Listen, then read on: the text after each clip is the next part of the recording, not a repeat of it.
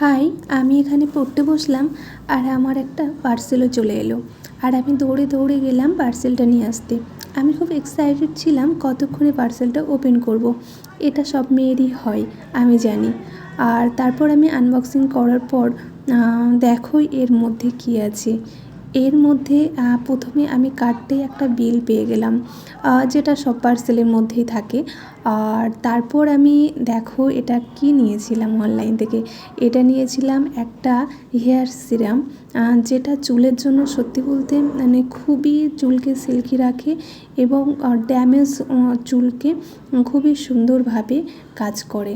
তবে আমি এর আগে এটাকে ইউজ করেছিলাম, সেটা কিন্তু গন্ধটা খুব সুন্দর ছিল। তবে দুঃখের ব্যাপার, জানি না এবার কেন গন্ধটা তেমন আমার খুব বেশি পছন্দ হয়নি। আর প্যাকেজিংটাও খুব ভালো মানে লাগেনি, কেন জানি না। বাট এটা একটু চিটচিটে ভাব ছিল, আগেরগুলোর মতো অতটা সুন্দর নয়। তো আর কি করা যাবে, বাই।